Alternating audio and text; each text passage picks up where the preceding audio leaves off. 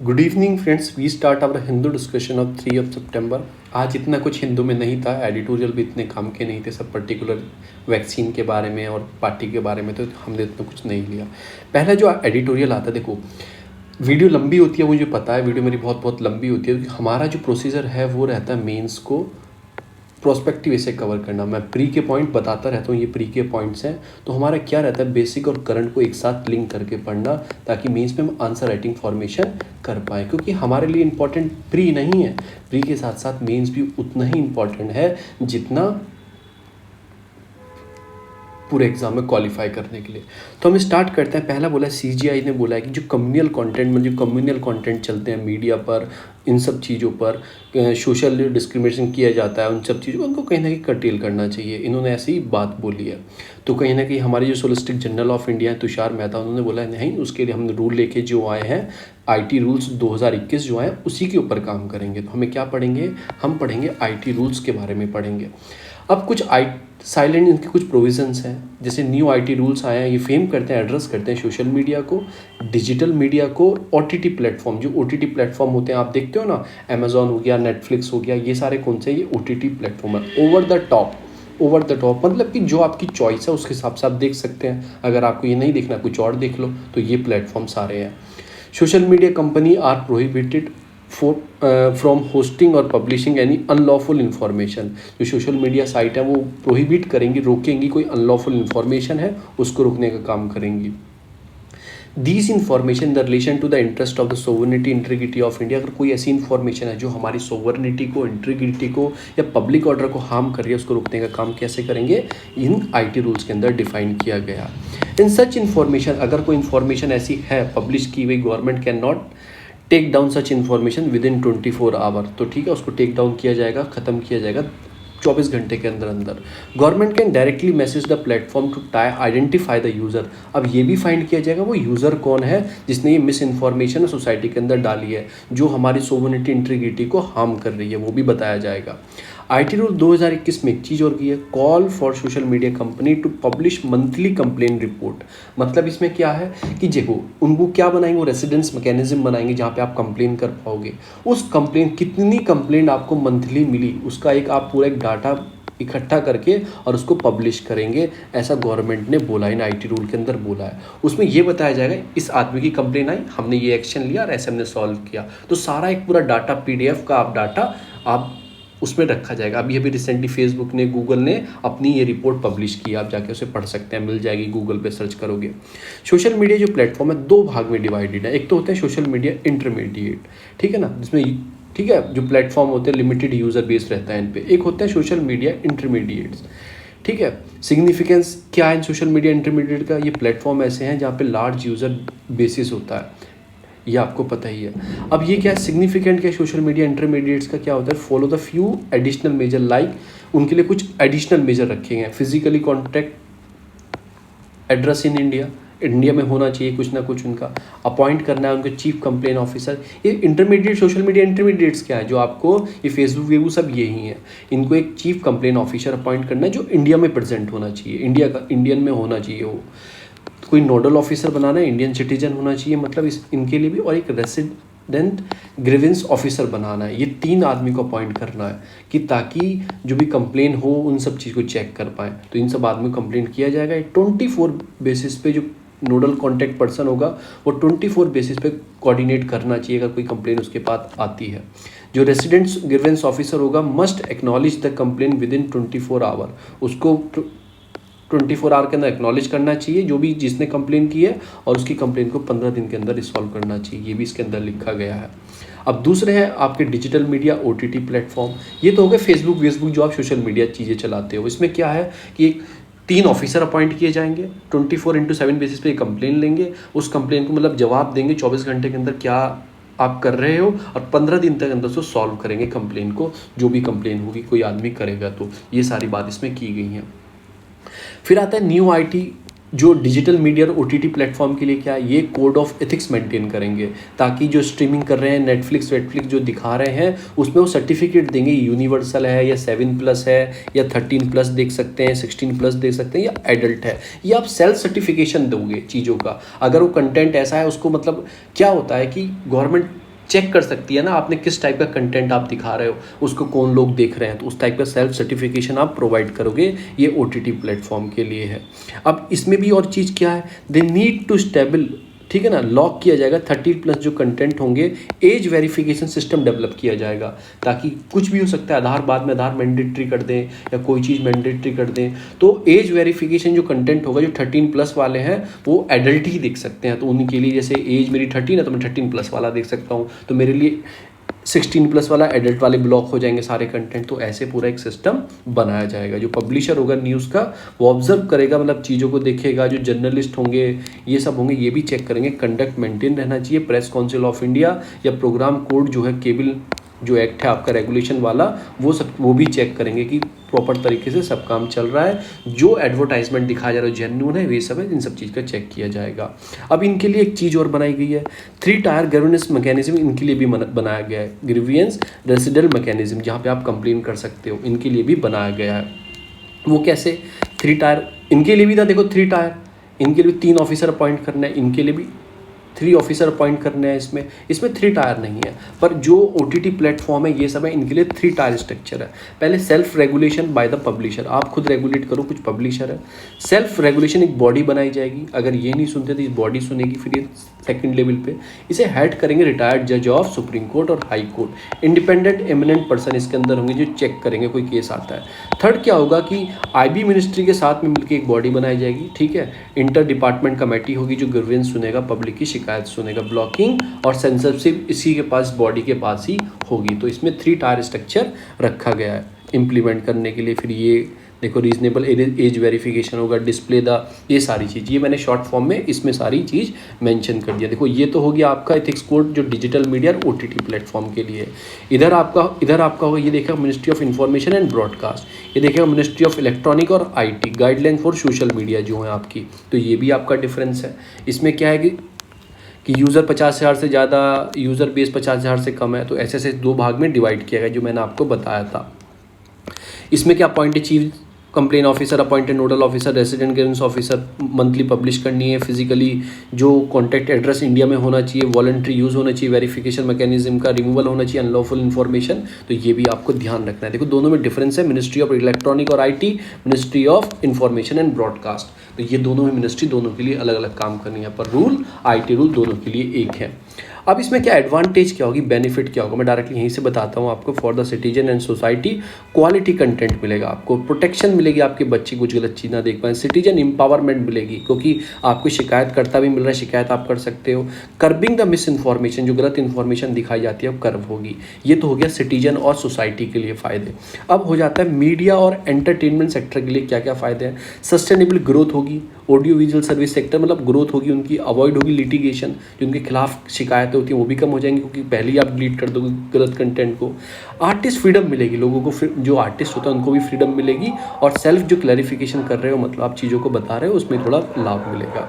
For digital news publisher के क्या फ़ायदे हैं, sustainable growth, freedom to press, level playing field मिलेगा सबको equal, curbing the misinformation, तो ये कुछ बेनिफिट है। और यहीं पे भी ये बात लिखी गई है जो मैंने आपको इधर बता दिया। न्यू IT रूल में एम्पावर मिलेगा सिटीजन को क्योंकि रेसिडेंट मैकेनिज्म डेवलप हो गया, डिसइंफॉर्मेशन बाहर होगी, जो भी कुछ चीज़ें रिमूव किए जाएंगे कंटेंट जो आर्टिफिशियली प्रॉब्लमेटिक कंटेंट है, स्ट्रेंथिंग मिलेगी इंडियन पोजीशन को इन digital policy and technology innovation के अंदर, तो ये सारी चीज़ मिलेगी। कहीं ना कहीं इनको क्रिटिसाइज़ भी किया जाता है। क्रिटिसाइज़ किस बेस पे किया जाता है, आप क्या कर रहे हो, आप एक तरह से पब्लिक की चीज़ें हैं उसको मतलब रोक रहे हो, एक तरह से फंडामेंटल वायलेशन भी कर रहे हो, चीज़ों को ट्रेस कर रहे हो, राइट टू प्राइवेसी का भी इशू आता है, freedom of speech and expression का भी इशू आता है आर्टिकल 19 का, कि उनकी बात रोक रहे हो। मीडिया कंटेंट को आप, वो मीडिया को अच्छी चीज़ दिखा रही है, आपने बोला कि ये अनलॉफुल है, ये आपकी पब्लिक इंट्रिगिटी, पब्लिक डिसऑर्डर के लिए, आप उसको हटाओ, चेंज करो, तो वो एक सच्ची चीज़ दिखा रहा है पर उसको हटाना पड़ेगा इसके अंदर। और जो प्रपोजल है मैकेनिज्म क्या है कि लेजिस्लेटिव जो बैकिंग है generally give other regulator, for example जैसे ये आपकी TRAI है, telecom regulator authority of India. Under the rule जो चीज़ें हैं कि डन द बॉडी कंपोजर ब्यूरिफिकेशन जो किया जा रहा है सेंसरशिप में और इन सब चीज़ों में आप कंट्रोल कर रहे हो, एक तरह से गलत चीज़ है, ऐसा नहीं करना चाहिए। आपको सजेशन दिया गया कि कुछ चीज़ों को स्मूथ रखना चाहिए, चेक एंड बैलेंस होना चाहिए, फोकस करना चाहिए, strengthening the right of the citizen, उनको भी राइट्स होने चाहिए, फंडामेंटल राइट्स का वायलेशन ना हो, और एक लास्ट रिसॉर्ट में ही जाके आप चीज़ों को देखो। ये नहीं आपकी वो आप अपने फेवर में लेके देखो, वो एक पब्लिक फेवर में लेके देखो चीज़ वो सही है या गलत है। तो ये सारे मैंने आपको क्या बताए, न्यू IT रूल्स बताए, क्या क्या सिस्टम है। देखो ये जो पूरा आप ये पढ़ लेना डायरेक्टली, इसमें सब कुछ मेंशन है जो आपके प्री के लिए है। वो आपसे मिनिस्ट्री पूछ सकता है, आप कंफ्यूजन कर देगा, मिनिस्ट्री ऑफ इंफॉर्मेशन ब्रॉडकास्टिंग जो है वो देखेगा डिजिटल मीडिया, या फिर वो बोल सकता है वो देखेगा सोशल मीडिया वाली चीज़ें। नहीं, वो सोशल मीडिया के इलेक्ट्रॉनिक IT है और डिजिटल मीडिया के लिए आपकी ministry of information and broadcast है। तो ये भी आपको याद रखना है। दूसरी, इंडिया का एक्सपोर्ट राइज हुआ, हमें बिल्कुल नहीं पढ़ना क्या क्या राइज हुआ है, हमें पढ़ना इंडिया एक्सपोर्ट और जो इंपोर्ट होता है वो कैसे होता है। एक बैलेंस ऑफ पेमेंट नाम की चीज़ होती है, BOP उसको बोलते हैं। उसके अंदर इंडिया का सारा लेन देन जो विदेश से करते हैं हम, चाहे गवर्नमेंट करे, चाहे कोई इंडिविजुअल करे या फिर कोई प्राइवेट एंटिटी करे, सारा इसके अंदर रजिस्टर्ड होता है। उसी के हिसाब से निकलता है कि कितना हमारा डेफिसिट इंपोर्ट है, कितना हमारा सरप्लस में है। तो डेफिनेशन जो है BOP की क्या है, country can define as a systematic, एक तरह से सिस्टमेटिक स्टेटमेंट होता है, all the economic transaction of the country with the rest of the world during the specific period, usually 1 year. एक साल में कितना, एक फाइनेंशियल ईयर में आपका जो ट्रांजेक्शन है दुनिया के साथ वो कैसे हो रहा है, कितना आप भेज रहे हो, कितना मंगा रहे हो, सब चीज़ इसके अंदर रजिस्टर्ड होती है। चाहे वो रेमिस्टेंसेज जो भेजते हैं विदेश से, जो हमारे मतलब जो रहते हैं उनके परिवार के लिए पैसा इंडिया में भेजते हैं, वो भी सब रजिस्टर्ड होता है, कितना आया कितना गया पूरा रजिस्टर्ड किया जाता है। कंपोनेंट हैं इसके कुछ, BOP अकाउंट्स हैं कुछ जो ट्रांजैक्शन जो है चेक करने के लिए, जैसे कैपिटल अकाउंट है आपका, कैपिटल अकाउंट है, करंट अकाउंट है, इसमें आपको फाइनेंशियल अकाउंट है, एरर एंड ओमिशन है। ये कुछ चीज़ें हैं जिसके बेस पे हम इन सब जो काउंट करते हैं।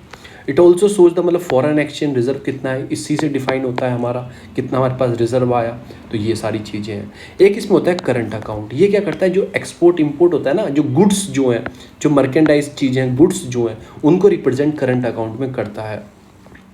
तो ये इसको भी 2 भाग में डिवाइड है, एक तो विजिबल हो गया करंट अकाउंट, एक तो विजिबल हो गया और एक इनविजिबल हो गया। विजिबल मतलब आप कोई सामान ले रहे हो, मैं एक फ़ोन इंपोर्ट करता हूँ US से, मेरे पास फ़ोन आता है तो वो तो दिख रहा है ना फ़ोन है, तो उसको विजिबल बोलते हैं। कुछ होते हैं इनविजिबल चीज़ें, उसमें नॉन मर्केंडाइज चीज़ें आती हैं, जैसे मैं यहाँ से गया, मैं वहाँ पे सर्विस कर रहा हूँ, वो मैं वहाँ से पैसा भेज रहा हूँ अपने परिवार के लिए, वो दिखेगा थोड़ी, वो तो अकाउंट में आएगा, वेस्टर्न यूनियन पापा निकाल लेंगे जाके, तो वो ट्रांसफ़र इनकम ये इनविजिबल अकाउंट में आते हैं। ठीक है ना, नॉन गुड्स बोल दो या नॉन मर्केंडाइज बोल दो उसको, चीज़ों को, ये सारी चीज़। एक होता है कैपिटल अकाउंट और financial account. It shows the capital expenditure and income for the country. It give the summary of net flow both private and public investment into the economy. जैसे हमारे यहाँ इंटरनल मतलब एक्सटर्नल कॉमर्शियल बोरिंग आ रही हैं, foreign direct investment आ रहा है, portfolio investment आ रहा है हमारे पास, और भी कोई चीज़ें कैपिटल फ्लो हमारे में हो रहा है या हमारे वहाँ पे हो रहा है, हम वहाँ पे FDI भेज रहे हैं, टाटा वहाँ पे जाके कोई कंपनी खरीद रहा है FDI के रूप में। तो ये सारी चीज़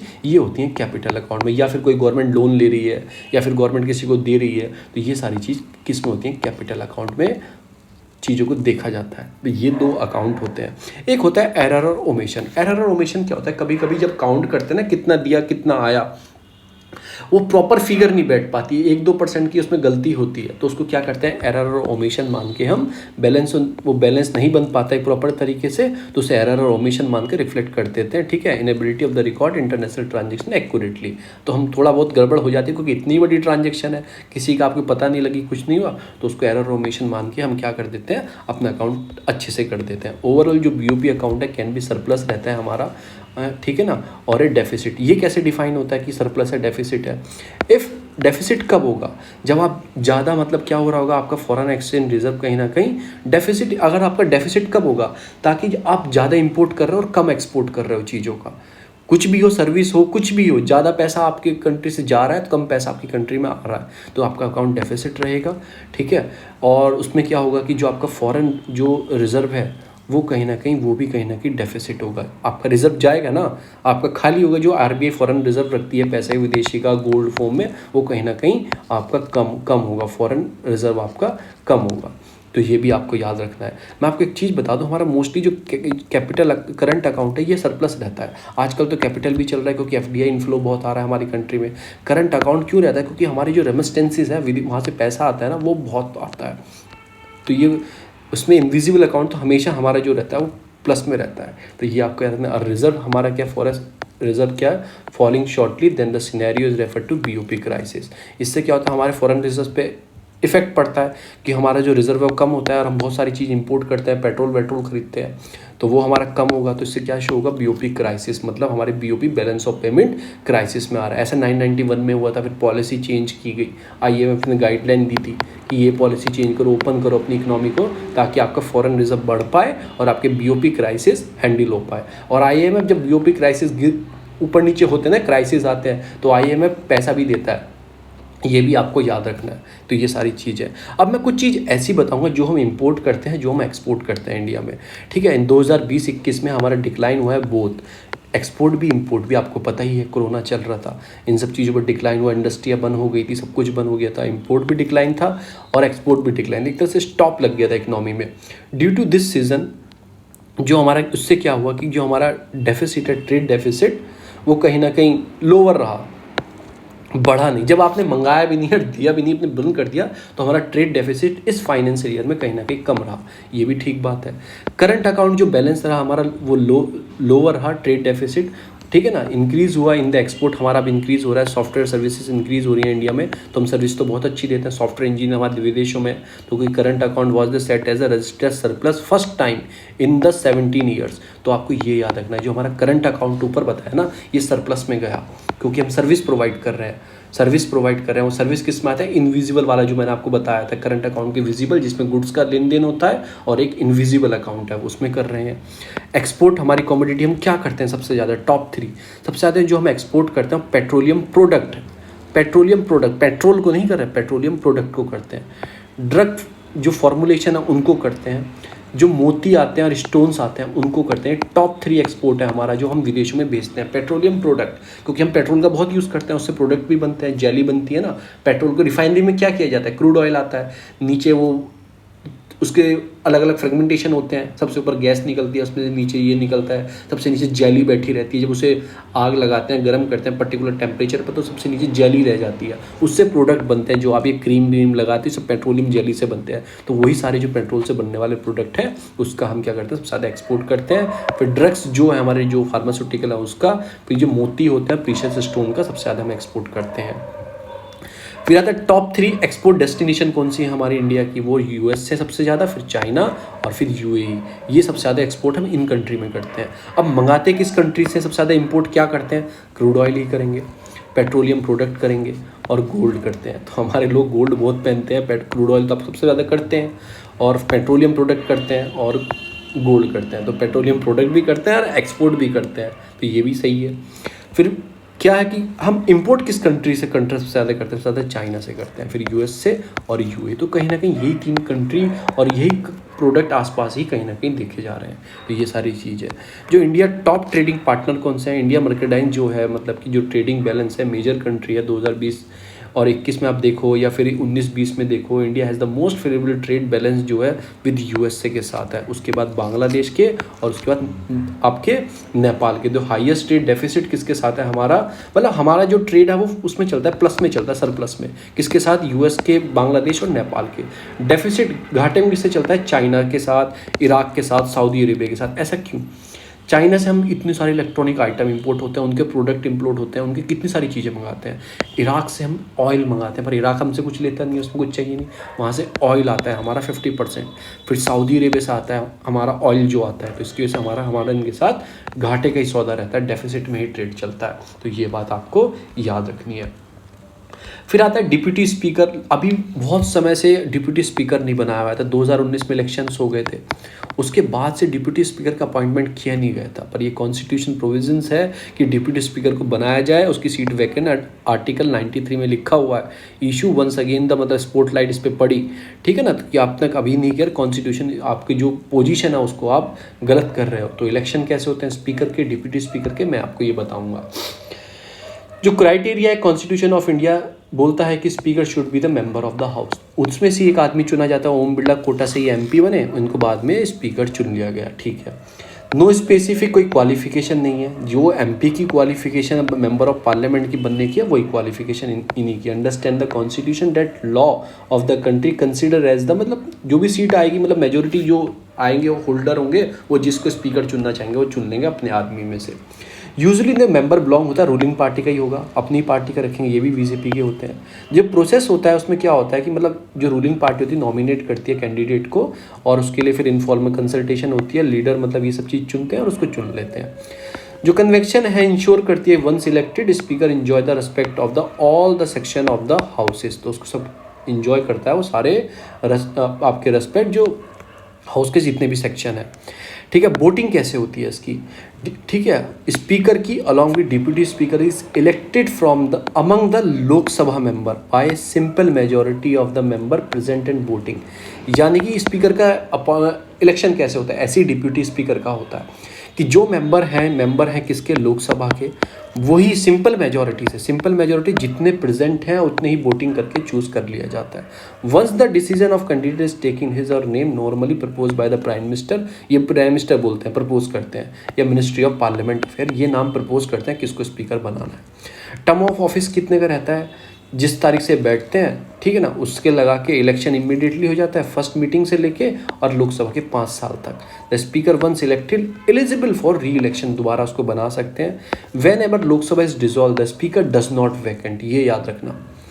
जब लोकसभा डिसॉल्व हो जाती है, 5 साल पूरे हो जाते हैं, पर स्पीकर अपना ऑफिस नहीं छोड़ते हैं, हिज ऑफिस कंटिन्यू रहता है जब तक न्यूली स्पीकर नहीं आ जाता है, तब तक ये अपने ऑफिस में बैठे रहेंगे, या इनको ही कंटिन्यू करना है तो वो गवर्नमेंट डिसाइड करता है, जो नई पार्टी आएगी वही डिसाइड करती है।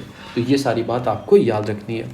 रोल एंड पावर क्या रहती है, ये इंटरप्रेटर होते हैं, फाइनल इंटरप्रेटर होते हैं, प्रोविजन ऑफ द कॉन्स्टिट्यूशन में कुछ चेंज करना है, रूल और प्रोसीजर में चेंज करना है लोकसभा के, तो यही देखते हैं ना, यही पूछेंगे बिल पास होगा, yes in the favour of yes how many से yes yes yes.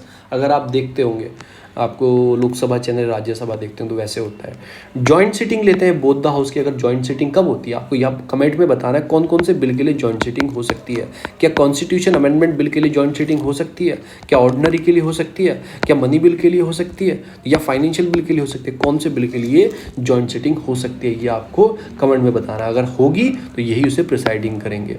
Such sitting summon by the president, ये प्रेसिडेंट बोलता है, कोई डेडलॉक फंस जाता है किसी बिल के ऊपर तो प्रेसिडेंट बोलता है जॉइंट सिटिंग के लिए, पर प्रिसाइडिंग ऑफिसर कौन होगा, वो आपके होंगे स्पीकर होंगे।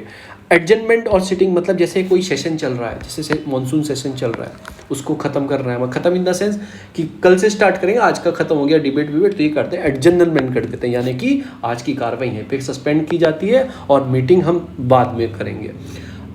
अगर कोई सेशन चल रहा है, आज की मीटिंग चलनी है, उसके लिए कुछ मेंबर तो चाहिए होंगे ना। अगर कोरम एक 110 मेंबर के कोरम होता है, यानी कि जितने 550 मेंबर हैं या 545 मेंबर हैं, 1/10 मेंबर होने चाहिए कोई भी सिटिंग करने के लिए, उस दिन की सिटिंग। अगर आज नहीं है तो ये क्या कर देते हैं, एडजर्नमेंट कर देते हैं, ख़त्म कर देते हैं, मेंबर ही नहीं है, क्या बात करें, तो ये एडजर्नमेंट कर देते हैं। एडजर्नमेंट का मतलब मैंने आपको बता ही दिया, एडजर्नमेंट कर देंगे और बता देंगे कि मतलब कल से दोबारा मिलेंगे, हम कल को बात करेंगे, आज की कार्रवाई ख़त्म कर देते हैं।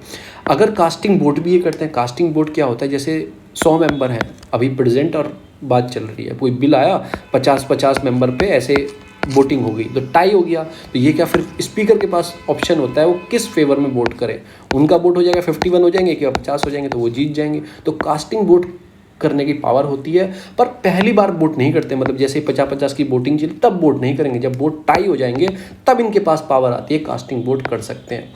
द पर्पस ऑफ कोई डेडलॉक फंस जाए तो ये सारी चीज़ों के लिए। मनी बिल, ये डिसाइड करते हैं whether the bill is money bill or not, his decision is final, इनका डिसीजन फाइनल माना जाता है, कोर्ट में भी अपील नहीं कर सकते कि ये मनी बिल है या नहीं मनी बिल नहीं है, इनका डिसीजन फाइनल होता है। देखो मनी बिल लाने से पहले आपको रिकमेंडेशन तो चाहिए होती है प्रेसिडेंट की, इसलिए प्रेसिडेंट मनी बिल को वापस भी नहीं भेज सकता रिकन्सिडरेशन के लिए, क्योंकि पहले उनकी रिकन्सिडरेशन ली है।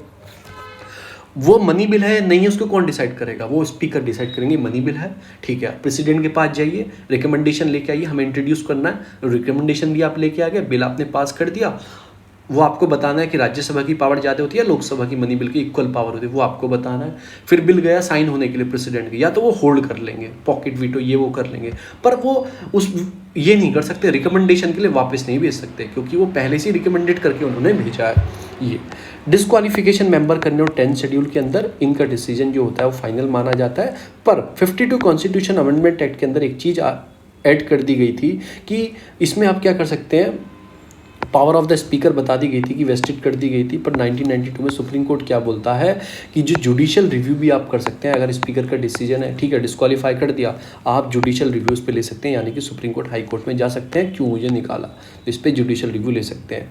चेयर ऑफ द IPG, जो इंटरनेशनल पार्लियामेंट फोरम या इंडियन पार्लियामेंट ग्रुप जो होते हैं, जो सारे ग्रुप हैं, जितनी भी सारी आपकी विधानसभाएं हैं, है ना, सारी कंट्री में है ना, स्टेट लेजिस्लेटिव असेंबली है, सबके इनके ग्रुप होते हैं, तो उस ग्रुप के ये एक्स ऑफिशियो चेयरमैन होते हैं, ठीक है ना। Which link between the parliament Indian various parliament of the world, ये भी होता है ग्रुप, पूरे वर्ल्ड वाला है, तो इंडियन पार्लियामेंट ग्रुप उसको लिंक करता है वर्ल्ड की जो पार्लियामेंट है, उनको सारे के ग्रुप होते हैं, या फिर इंडिया के ग्रुप हो, उसके ये चेयरमैन माने जाते हैं, ठीक है। कॉन्स्टिट्यूशन कमेटीज़ जो हैं बहुत सारी, उसके क्या माने जाते हैं, उसके स्पीकर डायरेक्टली अगर बनने के बाद ही उसे कॉन्स्टिट्यूट करता है। वो कौन कौन सी कमेटी हैं, जैसे चेयरमैन हो जाते हैं ऑल पार्लियामेंट कमेटी के, nominated by the him or her committee, like the business advisory committee है, जनरल पर्पस कमेटी होती है, या रूल कमेटी होती है, डायरेक्टली अंडर हिज चेयरमैनशिप में होती है, ठीक है। चेयरमैन ऑफ पार्लियामेंट्री कमेटी के जो होते हैं वो नॉमिनेट करते हैं, कौन करते हैं, स्पीकर नॉमिनेट करेंगे। और कुछ कमेटी जैसे business advisory committee, general purpose committee, rule committee, इसके कौन चेयरमैन होते हैं, वो स्पीकर ही चेयरमैन होते हैं। इनके पास कुछ प्रिविलेज होती हैं, ठीक है, राइट एंड प्रिविलेजेस होती हैं इनके पास बहुत सारी कमेटियों के लिए। रिमूवल ऑफ द स्पीकर आप कैसे कर सकते हैं उनकी सीट को, ठीक है, वो कैसे करते हैं, in the ceases to be a member of Lok Sabha, he resign writing the deputy speaker, देखो ये अपना रिजाइन लेटर डिप्यूटी स्पीकर को देते हैं। If he remove by the resolution, कोई पास हो, रिसोल्यूशन पास हो, उसको एक स्पेशल मेजोरिटी में आपको रिसोल्यूशन पास कराना पड़ेगा, और उससे पहले रिसोल्यूशन लाने से पहले 14 दिन का नोटिस देना पड़ेगा आपको स्पीकर को कि हम आपके खिलाफ रिसोल्यूशन ला सकते हैं। अगर तब रिसोल्यूशन चल रहा होगा, इनको हटाने की प्रक्रिया चल रही होगी, अंडर कंसिडरेशन लिया जा रहा होगा, ही or she may present and sitting not presiding, वो बैठ सकते हैं, सुन सकते हैं, पर स्पीकर प्रिसाइड नहीं कर सकते, ऊपर गद्दी पे नहीं बैठ सकते, तो ये आपको याद रखना है। अब आपको बताना है जब इनका रिसोल्यूशन पीरियड चल रहा होगा, क्या ये वोट कर सकते हैं या नहीं कर सकते, वो आपको बताना होगा। और एक चीज़ और बताता हूँ, ये पार्टी से रिज़ाइन दे सकते हैं, पर वो अंडर एंटी डिफेक्शन लॉ के अंदर नहीं काउंट होगा। ये बाद में पार्टी भी ज्वाइन कर सकते हैं, ऐसा प्रावधान है कि स्पीकर है वो पार्टी से रिज़ाइन दे सकता है, पर ये नहीं, इसका मतलब ये नहीं है उसको डिस्क्वालीफाई कर दिया जाएगा मेंबरशिप से, नहीं, वो पार्टी से रिज़ाइन दे सकता है, बाद में भी पार्टी ज्वाइन कर सकता है। डिप्यूटी स्पीकर के जो इलेक्शंस होते हैं, elected by the Lok Sabha amongst member elected, ये भी कैसे इलेक्शन होते हैं, ठीक है ना। और उसकी जो डेट होती है इलेक्शन की, वो कौन फिक्स करता है, स्पीकर फिक्स करता है किस डेट को आपको इलेक्शन कराने हैं, ठीक है ना। तो deputy speaker fix by the speaker, the date of election of speaker is fix by the president, ठीक है ना। जो स्पीकर की करता है प्रेसिडेंट और डिप्यूटी स्पीकर की करता है स्पीकर, ये आपको याद रखो। इनका टर्म ऑफ जो ऑफिस होता है वो भी 5 साल के लिए होता है, ठीक है ना। तो 3 केसेस में ऑफिस छोड़ सकते हैं, अगर he is the member of the Lok Sabha, he was resign by the written to the speaker, और he removal by the resolution, जो मैंने आपको बताया 14 दिन का नोटिस होता है। तो ये सारी चीज़ होती हैं। रिस्पॉन्सिबिलिटी क्या होती है डिप्यूटी स्पीकर की, कि ये अगर स्पीकर नहीं है तो ये वैकेंट है तो ये सुनेंगे। He or she also act as speaker when the latter absent है, तो ये करेंगे। If he or she presiding of joint sitting of both the house of the parliament in the case of speaker is absent, अगर joint sitting लेनी है, speaker absent है, तो ये भी जॉइंट सिटिंग ले सकते हैं। डिप्यूटी स्पीकर के पास खाली 1 प्रिविलेज होता है, that whenever he should be the appointed as the member of the parliament committee, ठीक है, he should be automatic become the chairman. Appoint कौन करता है पार्लियामेंट कमेटी, वो स्पीकर करते हैं। अगर जैसे ही इनको मेंबर बनाया जाता है, ये ऑटोमेटिक उसके चेयरमैन हो जाते हैं। तो ये आपके पास इनका प्रिविलेजेस है। अब एक नया रूल लाया जा रहा है सेंट्रल, इसे एकेडमिक क्रेडिट बैंक बोलते हैं। इसमें क्या है, जैसे आप हाई स्कूल करते हैं, आप ग्रेजुएशन का पहला ईयर करते हैं, सेकेंड ईयर करते हैं, थर्ड ईयर करते हैं, फोर्थ ईयर, आप एजुकेशन 4 ईयर की मानी जाएगी, ठीक है। इसमें कुछ स्पेशल आपको क्राइटेरिया दिया जाएगा, स्पेशल रिसर्च कराई जाएंगी चौथे ईयर में, ठीक है, जैसे जैसे करते हैं, फर्स्ट ईयर करी तो आपको 10 पॉइंट मिल गए, 20 पॉइंट मिल गए, 40 पॉइंट मिल गए, तो ऐसे पॉइंट मिलेंगे, क्रेडिट मिलेंगे आपको। उस क्रेडिट के बेसिस पे आपको नौकरियां या कुछ भी गवर्नमेंट आगे कर सकती है। पहले एक बनने दो, उसके बाद आपको दिखता रहेगा। तो इस क्रेडिट बेसिस के लिए क्रेडिट सेफ कहोगे कि आपके पास कितने क्रेडिट हैं। जैसे आपने कोई डिप्लोमा कर लिया, अब आप अपनी डिग्री नहीं दिखाएंगे कितनी डिग्री है, अब आपको दिखेगी मैंने क्या क्या पहले बीटेक किया, बीटेक के मुझे 40 या 50 क्रेडिट मिल गए, उसके बाद मैंने कुछ मतलब डिप्लोमा भी कर लिया किसी फील्ड से, उसके बाद मैंने पीजी भी कर ली किसी चीज़ से, उसके बाद मैंने बहुत सारी चीज़ कर ली, तो सारे क्रेडिट मेरे उसमें काउंट हो जाएंगे और मेरे क्रेडिट स्कोर बन जाएगा बहुत सारा। तो उस क्रेडिट के हिसाब से ही नौकरियाँ मिला करेंगी। तो उसके लिए क्रेडिट बैंक बनाया जा रहा है कि यहाँ पर आपके सारे क्रेडिट रजिस्टर्ड होंगे। ऐसा किस में प्रपोज किया गया, नेशनल एजुकेशन जो पॉलिसी आई है सेंट्रल गवर्नमेंट ने, मतलब उसमें प्रपोज किया है कि क्रेडिट बैंक डेवलप किया जाएगा।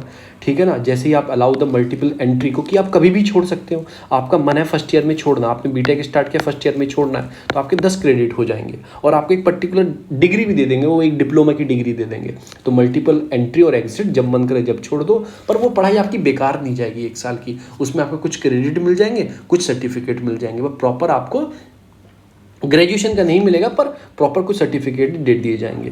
तो ये जो हायर एजुकेशन कमीशन जो इंडिया है, 4 ईयर अनग्रेजुएट्स जो डिग्री सिस्टम बना है, मैंने आपको बताया कॉमनली यूनिवर्सिटी एंट्रेंस एग्जाम, एक ही यूनिवर्सिटी एंट्रेंस एग्जाम होगा।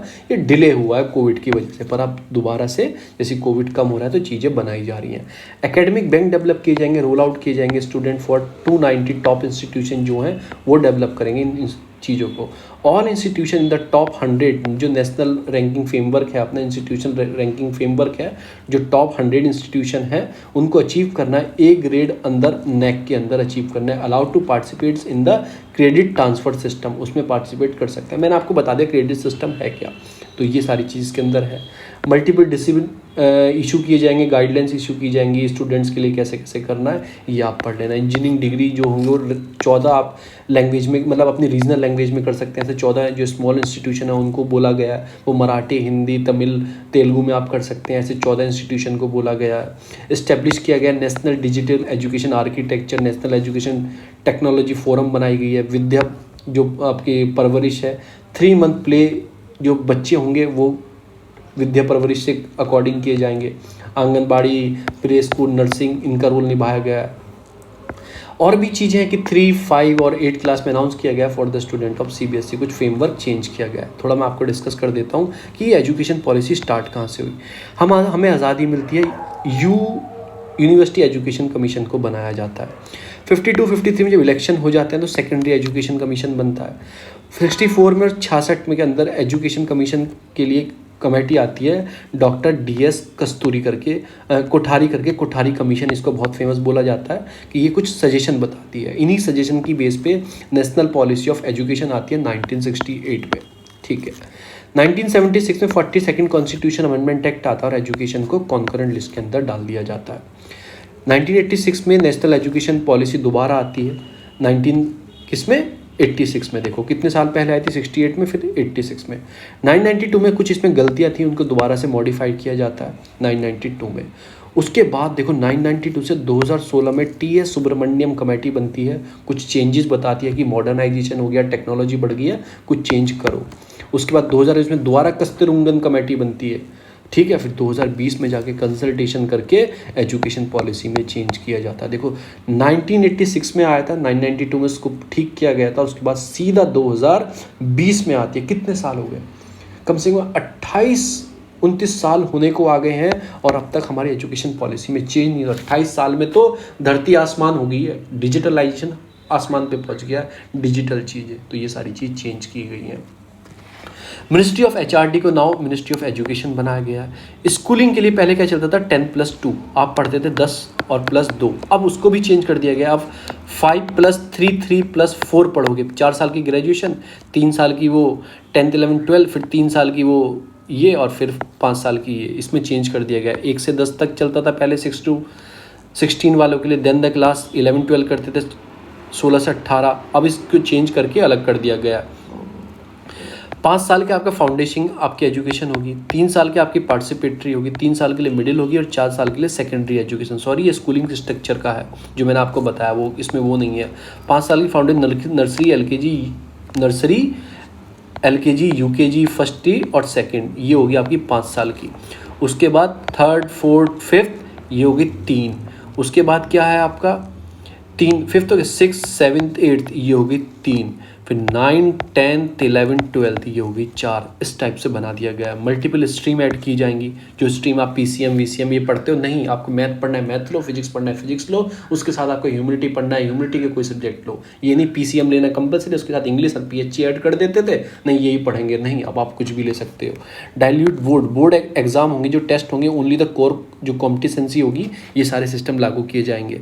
मल्टी लिंगुअल लैंग्वेज में किया जाएगा। 3 लैंग्वेज जो पॉलिसी है हमारी इंडिया की कि आप 8th क्लास तक आप उसकी लोकल लैंग्वेज में पढ़ाओगे। उसके बाद जो इंस्टीट्यूशंस हैं उनको भी अब परमिशन दे दी गई है कि आप रीजनल लैंग्वेज में पढ़ाओ, मराठी में पढ़ाओ, अगर इंजीनियरिंग पढ़ाओ मराठी में पढ़ाओ, ताकि बच्चा कंफर्टेबल रहे। बैगलेस डे होंगे आपके, ठीक है। स्कूल स्टूडेंट 10 बैगलेस डे होंगे कि इन ए ईयर ड्यूरिंग द, ठीक है, वोकेशन ऑफ द चॉइस। मतलब कि जैसे चलते हैं ना, आज बैग लेके नहीं जाना है स्कूल, आज बिना बैग लेस देंगे, तो पूरे ईयर में ऐसे 10 दिन ऐसे रखे जाएंगे जिसमें आप बैग लेके नहीं आओगे, आपको एक्स्ट्रा करिकुलर एक्टिविटी में समझाया जाएगा। फॉर कॉलेजेस के लिए एक सेट लाइक कॉलेजेस टेस्ट बनाया गया, नेशनल टेस्टिंग एजेंसी बनाई गई, जो एक ही एग्ज़ाम होगा एंट्रेंस का सारे कॉलेजों के लिए, और साल में 2 एग्ज़ाम हुआ करेंगे, 2 बार कराया करेंगे नेशनल टेस्टिंग एजेंसी सभी कॉलेजों के लिए। देखो नीट वीट प्रोफेशनल को मैं नहीं काउंट कर रहा हूँ, पर और कॉलेजों के एग्ज़ाम जो देते हो, जो GNU का अलग दे रहे हो, DU का अलग दे रहे हो, DUET करके, फिर और कॉलेज उनका अलग दे रहे हो, अब एक ही एग्ज़ाम होगा, नेशनल टेस्टिंग एजेंसी कराएगी। 4 ईयर बैचलर डिग्री को बनाया गया है, जो मैंने आपको बताया कि उसमें भी डिवाइड कर दिया गया है। 4 year multi discipline bachelor program होंगे, परफेक्ट होंगे, मिड टर्म ड्रॉप आउट आप कर सकते हैं, क्रेडिट आपको मिलेगा, कंप्लीट डिग्री करने पे कुछ चीज़ें आपको और फालतू बताई जाएंगी, ठीक है। Over the 15 year college will be given to grade autonomic given degree affiliated university at the time of deemed university status. तो ठीक है, तो ये भी आपको दे दिया जाएगा। फ्री कैपिंग होगी प्राइवेट इंस्टीट्यूशन पे, हायर पे, मतलब कि प्रपोजल जो है कैप फ्री चार्ज वो लगा पाएंगे। ग्लोइंग आपको ग्लोकल या टॉप रेटेड जो ग्लोबल यूनिवर्सिटी हैं फैसिलिटेट किया जाएगा, come to India, top Indian institution में इंक्रेज किया जाएगा कि आप ग्लोबली करो अपने इंस्टीट्यूशन को। तो ये सारे एजुकेशन सिस्टम को चेंज किया जा रहा है। जो दूसरी न्यूज़ आती है वो आती है अभी नई अभी तुरंत आपकी क्या आई हैं, वुमेन बहुत सारी इलेक्टेड की गई हैं। 4 वुमेन है सुप्रीम कोर्ट के अंदर साइमल्टेनियसली, और हिस्ट्री में ऐसा पहली बार हुआ है 4 वुमेन है। तो यानी कि जेंडर जो आपकी गैप था उसको कम कर रहे हो। जो आपका सस्टेनेबल डेवलपमेंट गोल 5 बोलता है उसको आप इम्प्रूव कर रहे हो, तो कहीं ना कहीं वुमेन एम्पावरमेंट को भी वो मैच करेंगी। तो आते ही उन्होंने सीधा बोल दिया uphold the right of the women the mental health centre. जो मेंटल हेल्थ सेंटर होते हैं उनके अपहोल्ड किए। हिमा कोहली जो आई हैं उन्होंने आदेश दिया है कि जितनी कमीशंस हैं, नेशनल कमीशन ऑफ वुमेन है, जितनी मिनिस्ट्री हैं, आप प्लीज़ जितने भी मेंटल हेल्थ सेंटर हैं उस पर वुमेन के राइट्स का ध्यान रखिए आते ही तो ताकि अब वुमेन को भी पावर मिलेगी। और ह्यूमन राइट्स ऐसी चीज़ है to deny the people their human rights. अगर किसी पीपल के ह्यूमन राइट को डिनाई किया जा रहा है, it to challenge their very humanity. तो आप एक तरह से ह्यूमैनिटी को चैलेंज कर रहे हो अगर ह्यूमन राइट डिनाई कर रहे हो। तो मैं आपको क्या बताऊंगा मेंटल क्या क्या प्रॉब्लम है और गवर्नमेंट ने कौन कौन सी स्कीम चलाई है वुमेन को एम्पावर करने के लिए। सबसे पहली स्कीम आती है बेटी बचाओ बेटी पढ़ाओ। 2015 में इसको लॉन्च किया गया था। जेंडर बेस्ड सेक्स सिलेक्शन जो एलिमिनेट करना था कि लड़का होना चाहिए, उसको ख़त्म करना था, इंश्योर करना था प्रोटेक्शन और सर्वाइवल वुमेन चिल्ड्रन को आगे बढ़ाना था, इंश्योर करना था उसके एजुकेशन को और चाइल्ड मतलब कि गर्ल चाइल्ड के एजुकेशन को पार्टिसिपेट कर पाए, एजुकेशन बढ़ पाए। वन स्टॉप सेंटर 2015 में लॉन्च किया गया था। सपोर्ट करना था, असिस्टेंट देना था वुमेन को अफेक्टेड टू वायलेंस से, कोई अफेक्टेड वुमेन हो या प्राइवेट और पब्लिक स्पेस में उसके साथ कुछ प्रॉब्लम हुई हो, उनको एक स्टॉप सेंटर बनाया गया था, वहाँ पर वो सारी फैसिलिटी ले पाए। फर्स्ट इन्फॉर्मेशन रिपोर्ट FIR भी यहाँ पे जाकर रजिस्टर करा सकती हैं उन्हें लगता है। Provide the psychological and social support उनको दी जाएगी, काउंसलिंग की जाएगी वुमेन की। तो उसके लिए वन स्टॉप सेंटर बनाए गए थे। वुमेन हेल्पलाइन नंबर 2016 में लॉन्च किया गया था। टोल फ्री 24 आवर ये वुमेन हेल्पलाइन नंबर है। हॉस्पिटल की सुविधा आपको लेनी हो तो आप ले सकते हैं। उज्ज्वला स्कीम लेके आए थे कि ट्रैफिकिंग ऑफ वुमेन, देखो ये जो चीज़ है जो विक्टिम है मतलब कि उज्ज्वला, एक उज्ज्वला अलग है सिलेंडर वाली और ये उज्ज्वला अलग है। ये भी आपको ये इसमें ए आता है, ठीक है ना, ये उज्ज्वला अलग है वो अलग है, तो दोनों में आप कंफ्यूज मत करना। ये जो उज्ज्वला है to prevent the trafficking women children and commercial sexual exploitation को कम करने के लिए है। वो उज्ज्वला है सिलेंडर देने के लिए, तो इसमें कंफ्यूज मत होना। 1-2 वर्ड का डिफरेंट है, इसमें जाके एक बार देखना, उनमें 1-2 वर्ड का डिफरेंट है। फैसिलिटेट करती है कि rescue the victim of the, मतलब द्वारा से उसको जो एक्सप्लॉइट किया जा रहा है, कहीं से ट्रैफिकिंग करके लाया और सेक्स एक्सप्लॉइटेशन उसका किया जा रहा है, उसको रोकना, उनको फिर निकाल के उससे बाहर रिहेबिलिटेशन सर्विसेज उनको प्रोवाइड करवाना, बेसिक एम्यूनिटी या रिहेबिलिटेशन सेंटर में भेजना, उनके अंदर भेजना, या मेंटल हेल्थ सेंटर में भेजना, काउंसलिंग करना, लीगल एड प्रोवाइड करना, वोकेशनल ट्रेनिंग उनको देना, ताकि वो उनको कोई सिलाई मशीन सिखा देना ताकि अपना अच्छे से कर पाए। वर्किंग जो वुमेन हॉस्टल है इनको बनाया गया था, जो वर्किंग वुमेन के लिए हॉस्टल, वो सेफ तरीके से एकोमोडेशन मिले, ठीक है। तो ये सारी चीज़ें हैं। Provide accommodation of the children also, उसके बच्चे हैं up to the age of 18 तक उसके बच्चे को वहाँ पे पाल सकती हैं, ठीक है ना। ये आपको याद रखना है। और जो बॉय है उसको 5 साल तक वहाँ पे पाल सकते हैं, उसके बाद उनको सेंड करना हो या वो छोड़ना होगा। तो ये है। फिर आपके सुधार गृह बनाए गए ये वुमेन के लिए। प्राइमरी नीड क्या, शेल्टर, फूड, क्लोथिंग, ये सारी चीज़ एक तरह से यही है जो आपको ऊपर मैंने बताया था। क्लोथिंग दी जाए, जो डिस्ट्रेस वुमेन है प्रोवाइड किया जाए उसे लीगल सर्विस एड। तो यही वाली चीज़ें यहाँ आगे आ गई, ये वाली चीज़ें यहाँ पे आ गई। तो ये भी आपको याद रखना है। अब मेंटल हेल्थ इंडिया कंसर्न्स क्या है, देखो सबसे बड़ा कंसर्न है इंडिया में नियर अबाउट 150 मिलियन पीपल कहीं ना कहीं मेंटल हेल्थ से प्रॉब्लम में है। 20 में से एक आदमी डिप्रेशन का शिकार है। 28% ग्लोबली सुसाइड जो होते हैं वो इंडिया में होते हैं, और कारण क्या है, मेंटल हेल्थ। 70 से 90% फेल हो जाते हैं रिसीव एनी ट्रीटमेंट। यानी कि देखो 150 मिलियन है, 20 में से एक व्यक्ति डिप्रेशन का शिकार है, और 28 मिलियन जो डेथ होती हैं पूरी ग्लोबली वो इंडिया में होती हैं ड्यू टू मेंटल हेल्थ की वजह से। और जो मेंटल हेल्थ है तो उसमें 70 से 92% लोगों को इलाज नहीं मिल पाता है। क्यों नहीं मिल पाता है? एक तो 0.3% जो साइकेट्रिस्ट होते हैं वो 10 लाख के ऊपर, 1 लाख के ऊपर, सॉरी 1 10 100,000 10,000 लाख, 1 लाख आदमियों पे 0.3 साइकेट्रिस्ट, मतलब एक साइकेट्रिस्ट भी नहीं है प्रॉपर तरीके से आप देखोगे, ठीक है। और 0 आपके ये तो साइकेट्रिक हो गया, ये आपके साइकोलॉजिस्ट हो गए, ये भी 0.7 है। तो आप देखो क्या स्थिति खराब है, डॉक्टर ही नहीं है उस फील्ड का। Access to mental health care 49% mental health facility with in 20 kilometre radius, ऐसा होना चाहिए। 29% रिपोर्टेड होती है no medical facility with in 50 kilometre. 59 reporting their lack of the, मतलब कि एक तरह से deactivate service in their area, है ही नहीं है सर्विस। ये मेंटल हेल्थ अवेयरनेस लानी चाहिए। 57% not aware about mental illness क्या होती है। 28% does not consider as a suicide to be link as mental health. तो जब आप मानते ही नहीं हो मेंटल हेल्थ तो क्या आपको दिया जाए। इंश्योरेंस प्रोवाइड करना चाहिए। 80% है नो हेल्थ इंश्योरेंस। हमारे इंडिया में इंश्योरेंस ही नहीं है लोगों के पास, हेल्थ इंश्योरेंस 80%। चलो वो तो गरीब प्रधान देश है, नहीं कराते हैं, ये सारी समस्या हैं। मेंटल हेल्थ है क्या, WHO की रिपोर्ट आई थी 2017 में। डिप्रेशन मैंने आपको बताया, India suffering the major and minor mental disorder. देखो इतने % anxiety, depression, school going children में 20% सफरिंग फ्रॉम डिप्रेशन, तो कितना खतरनाक है। एडोलेसेंट भी इतने % है। नेशनल हेल्थ पॉलिसी लेके आए 2015-16 में, पाया कि 6 इंडियन में से 1 इंडियन मेंटल हेल्थ से कहीं ना कहीं पीड़ित है। उसमें 20 बताया, इसमें 1 में से 6 में से 1 बताया। सुसाइड का कहीं ना कहीं कारण यही बनता है, इसी एज ग्रुप के बच्चे करते हैं। फिर सफरिंग मेंटल हेल्थ से है तो उसी एज ग्रुप के बच्चे सुसाइड भी इसी वजह से करते हैं। There are various reason to such drive situation, ठीक है ना। सेक्सुअल फिजिकली अब्यूज़ होता है उनके साथ, मतलब over protected upbringing, poor social environment है, पढ़ने, इंटरनेट और गेमिंग एडिक्टेड हो जाते हैं तो लोनलीनेस ये सब करने लगते हैं। जब हो जाते हैं इंक्रीज़ हो जाता है सब्सटेंस और अब्यूज़ उनके साथ। What was the major challenges, क्या क्या है हमारे इंडिया में। Lack of mental health facility, जैसे मैंने आपका डॉक्टर ही नहीं है। लो इंश्योरेंस पेनिट्रेशन है जनरल और मेंटल हेल्थ के लिए नहीं है। Mental health disorder still social stigma बनता है कि मानते नहीं है लोग, जब तक खून नहीं निकलेगा तब तक नहीं मानेंगे कोई बीमारी है। लैक ऑफ कम्युनिकेशन नहीं है पेरेंट्स के बीच में, लैक ऑफ अवेयरनेस है सबसे बड़ा कारण है। कि 14 year of age largely goes under detected, मतलब ये डिटेक्ट भी नहीं कर सकते आप जल्दी से। तो कुछ चीज़ें बाद में बना रहे हैं। वे फॉरवर्ड में क्या मेंटल हेल्थ पॉलिसी लेके आए। Brain treatment, minor electrical shock भी आप करा सकते हो। Mandatory use of muscle relaxation, ये सब चीज़ें वर्क करो। डिसअलाउ करो, मतलब कि जो चीज़ें हैं और भी, राइट टू पर्सनल को कम्युनिकेशन प्रोहिबिट, जो चीज़ें हैं उनको करो। रन करो, मेंटल हेल्थ इस्टेब्लिशमेंट करो, रिलैक्सेशन, एक्सरसाइज, मेडिटेशन, आप कुछ भी कर सकते हो उसकी सारी चीज़ों से बचने के लिए। तो ये सारी चीज़ें हैं। दूसरी जो न्यूज़ आती है, और ये न्यूज़ आती है कोवैक्स से रिलेटेड। अभी नॉर्थ कोरिया ने रिजेक्ट कर दिया है चाइनीज़ वैक्सीन को जो यूनिसेफ ने उनके पास भेजी थी कोवैक्स मिशन के अंडर।